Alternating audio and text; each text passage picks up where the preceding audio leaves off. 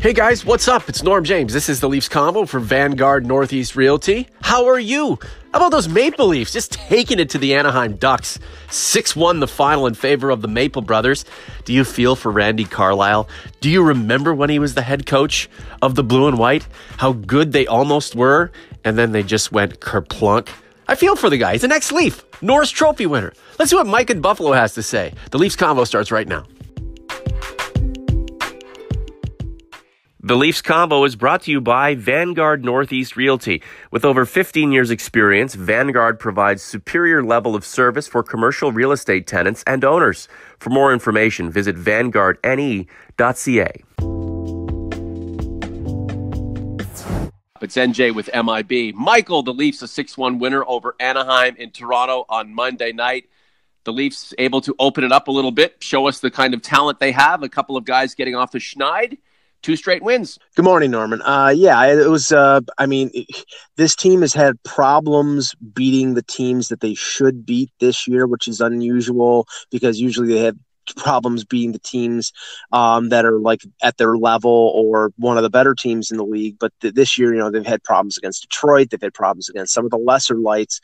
Anaheim came into this game winning 2 games since Christmas, and really the Leafs took advantage of their speed and their offensive ability against a really struggling club.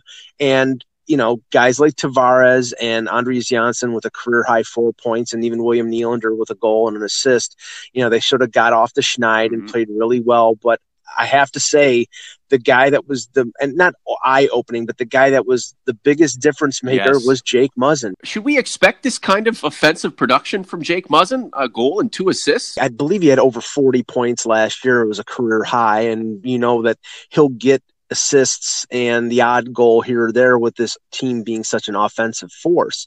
But I think, honestly, the biggest difference has been, the 2 big checks that he has laid in the last 2 games. One on Jake Gensel on Saturday, and the other one yesterday against Corey Perry. I mean, honestly, I can't remember 2 bigger checks this season. And we're talking about a team that's over 50 games in. And that's, I think for some people who say this team needs a little pushback, that is a concern because you need players who hit. And I said in my article this morning, we know that Leo Komarov, we know that Roman Polak were limited players. We know they were slowing down. But last year, this team misses the pushback that they got from those veteran guys. And only for the last 3 games have they had that pushback. And nothing wrong with youthful pushback. Look, fighting and nonsense, bad. Checking, big checking, hard hitting, it's still good in today's game. And we saw that from Jake Muzzin, plus a goal and 2 assists. We're not calling him an offenseman, but boy, oh boy, when a player like that in that position with that much expected of him can also chip in offensively on a team that has offense in spades, we will take it. This is the Leafs Convo for Vanguard Northeast Realty in Toronto. Michael, do you think this offensive affair against the Ducks is the perfect situation for a Maple Leafs team needing a chance to maybe stretch their wings a little bit, show not only the fans, show the coaching staff what kind of talent they have when it comes to playmaking and putting the biscuit in the basket, but for themselves, just get out there, play a little shinny, and start to realize, man, oh man, when we're flying, we can get this thing done, and whoever we're up against next had better beware. Well, it's definitely going to give them an infusion of confidence. There's no doubt about that, but they have to take it into consideration that the team they're playing against is, been really slumping for over a month, and they're still in the race in the Western Conference, but they're just not a good team right now. And you can see the speed factor when it comes to like veteran guys like Getzlaf and Kessler and the speed that the Leafs have and how they were able to take advantage of them. So, it's good that they scored 6 goals, but and Ottawa has played them tough this year, so they play Yep. Ottawa on Wednesday, and then they go into the Centre Bell and Montreal on Saturday. So, the challenges are in front of them, and they do have a lengthy 6-game road swing right in the middle of the month of February. So there are challenges there. And if you look at the division right now, I mean, they're 3 points up on Montreal, 4 points up in Boston. This is a tight race. The Leafs are going to have to keep up the pace. William Nylander looked pretty nice against the Ducks. Yeah, he did, and that goal was really nice. But you don't see you don't see that goal very often any longer. That was like reminiscent of a Rick Five goal from the '80s, where he walks down the wing and blows it by the goaltender. Either Gibson was out of position, or it was a perfect shot. But you can't rely on that for Nylander going forward. He usually scores his goals from a little closer in the slot, but it's going to do wonders for his confidence, because he had that 3-assist game against Washington before the break, and then he slowed down a little bit in the first game or so. But now, he gets a goal and an assist, and hopefully he can keep. There are a few going. who enter the O-zone as efficiently and as effervescently as William Nylander. So that's a huge plus that he brings to the team. And I'll tell you, that goal, I know it's reminiscent of Rick Vibe, but that's a William Nylander special. I'm not sure there are too many on the team, even the league, who can score from that location at that speed, other than William Nylander. And don't forget John Tavares. He had a goal slump snapped with his 31st. Nice little piece of scoring from good old John Tavares. I don't think he hits 50 this season, Michael, but I don't know, 42, 43, 45 possibly for number 91, which would be a career high. This massive free agent signing, the biggest in Leafs history, continues to pay off. He hasn't been streaky, but he did have a little bit of a lull, and I think in late October, and then he had a long streak of really consistent scoring. So I don't rule out 50. He would really have to put the pedal to the metal to do it. But if he scores 40, 45, and Matthews scores 35 to 40 in like 60 games that he's going to end up playing, or 65 games or whatever it is, I don't think the Leafs have many things to complain about. And obviously the news right now that has been popping up the last 3 or 4 days regarding it being on the brink of Matthews signing an extension. I think Leaf fans should be pretty excited about that, based on where it sounds like he's going to sign in terms of years and amount. It sounds like it's going to be 5 or 6 years and anywhere from 11 to 12 million bucks. So he's not going to break Connor McDavid's record for salary, and the Leafs will get him locked up for a good chunk of his career. So that's good news. Why does anybody want to be attached to a team for their entire career or 10 years? I know these agents, and these agents are just weasels. All they want is money. That's all they care about is money, money, money. Why, as a player, would you want to be locked into a team for a decade? And why, as a team, would you want to have this anchor attached to you that could be a player either injured or completely off track, but having to pay that player huge amounts of money for years and years to come? I think what Austin Matthews and the Maple Leafs are on the verge of solidifying is a good thing for the team and the player. And, 5 or 6 years, that's enough of a window for the Leafs and Austin Matthews and whomever else they want to bring aboard to win a Stanley Cup. And it's not unprecedented either, because it's Drew Doughty signed a 5-year contract out of ELC. So did Taves and Kane. So did Malkin and Crosby. So did Stamkos. So did John Tavares. It enables the team to keep the salary down significantly. And if you're talking about a difference of a couple to $3 million from what Matthews would make on an 8-year deal and on a 5-year deal, I mean, that's going to help the Leafs put a team around him. And it also helps Matthews get another payday. He'll get a 6 or 7 or 8-year contract, depending on what's negotiated in the next CBA, out at age 27. So it's a good thing for both teams. And I think the same thing is going to happen with Mitch Marner later in the year or during the summer. I think it's going to end up being a 5 or 6 year deal for him too. I'm not against the player making a crap load of money per season, but these long contracts, that comes down to the agents and their greed. Honestly, agents don't really care about the game. They care about the player. Teams, they care about themselves. They care about the game. If everybody cared about the game and it cared about what was best for the game, you wouldn't have contracts go longer than 5 or 6 years. 10-year what are the contracts these guys signed in Minnesota, Parise and Sutter? 13 years or something dumb like that? Why would you want to be? Yeah, why would you want to be a part of a team for that long? Just think of this: Roberto Luongo's contract that he signed in Vancouver.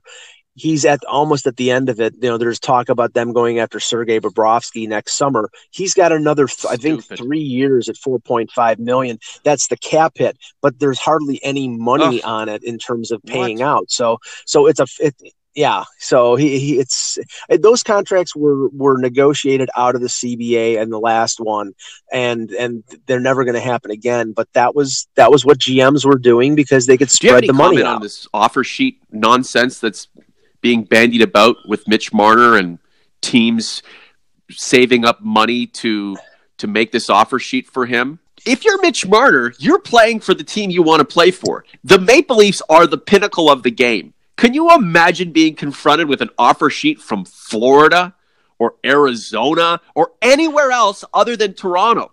It's not a benefit other than all of that money. And can you imagine the pressure that guy would be under to sign it, considering there's a precedent?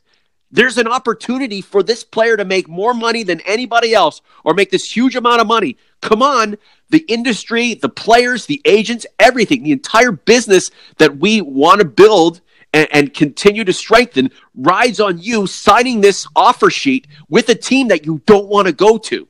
It's maddening. Well, I think that the offer sheet where it has been used as a threat in previous years. I mean, we remember the whole Kessel situation with Boston. Apparently Burke was going to offer sheet Kessel if the trade didn't happen. So it can be used as a threat, but in this instance, and with so many restricted free agents coming out next summer, I mean, there are teams out there that probably don't have enough talent in terms of making a trade for a guy like a Mikko Rantanen or a Braden Point.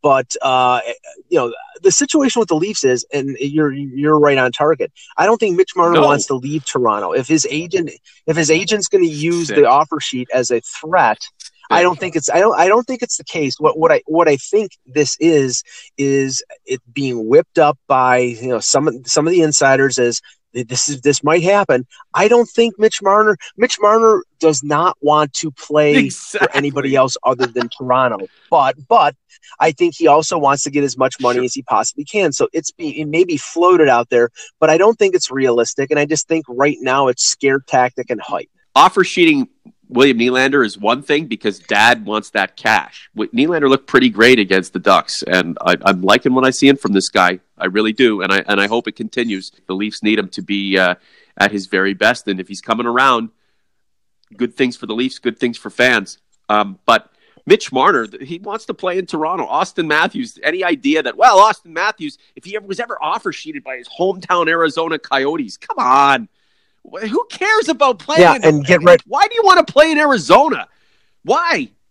And get ready for this. As soon as Mitch Marner signs his contract, you'll be hearing about Kasperi Kapanen can get an offer sheet. It's endless because it's just keep throwing it out there. I just think it's pointless and just hype. But, they have to do a job, so I get it. And they're probably hearing that from other men. I'm not saying that, the insiders out there are inventing this. I'm sure there are managers out there who would love to sign Mitch Marner. But remember, it's a two-way street. They have to be willing to sign it, and the player has to be willing to say, yes, I will go to Detroit or Arizona. Yeah, that's great. Hey, can you imagine that? Mitch Marner wearing the winged wheel or playing for Florida next year with all of that money and gets out on the ice, and it's just, this isn't Toronto. This isn't Scotiabank Arena. This isn't the Mecca of hockey, but I've got all my money, and we're starting over from scratch while the Maple Leafs are knocking at the door of a Stanley Cup. It's a pipe dream for whomever is dreaming it and thinking that they can stick it to the Maple Leafs. In reality, I think this team, as it is now, with a couple of additions and obviously some John Hancocks on contracts, is going to continue to push forth and end this damn Stanley Cup drought that's 50 plus years, but feels like it's been 1,000. Mike, last word to you. Well, I still believe that before February 25th, the Leafs are still going to be looking for some sort of addition. I think it could be on the blue line. I think they're not going to get a top 4 right-hand shot defenseman, but I still think there's a possibility of them going out and getting a veteran guy. The defenses look better with the addition of Muzzin. I still think there's a physical aspect that needs to be added. I keep saying I wouldn't be surprised to get Roman Polak back, but I mean it could be Is he the guy that takes this team from winning a playoff round to winning 2 or 3? Honestly, he's put his time in. He's been a great soldier. He brings there's that tenacity and that toughness. But if he were 5 or 6, 7 years younger, like a Jake Muzzin, isn't that what the Maple Leafs need? You've already got the elder statesman, the Viking River Cruise spokesman, Ron Hainsey on the staff, and he's doing his best. And with reduced minutes, that guy's going to be even better. Less is more for a guy like Ron Hainsey. Yeah, but Roman Polak, can maybe come back and do some catering in the press box, or maybe get the guys hyped up with a couple of shoulder massages pregame as opposed to being out on the ice?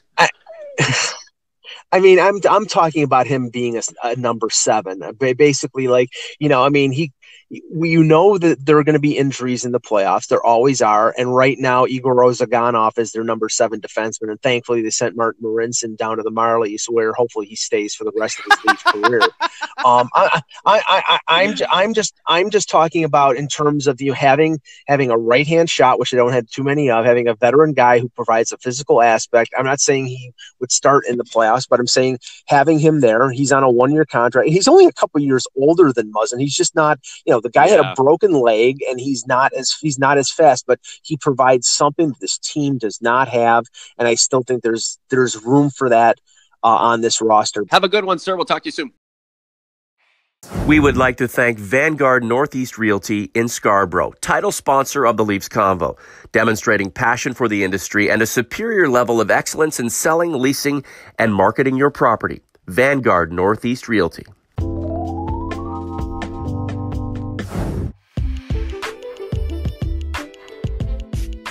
That's a wrap for this episode of The Convo. It's going to be a big month for the Maple Leafs and a big month for the podcast, too. Get at me inside the YouTube comment section or on Twitter at NormanJamesTLC. You can reach MIB at Mike and Buffalo if you'd like to become a sponsor of this podcast. Let's get that conversation going. theleafsconvo@gmail.com is the way to do it. For Mike, I'm Norm. We'll talk to you soon. Peace.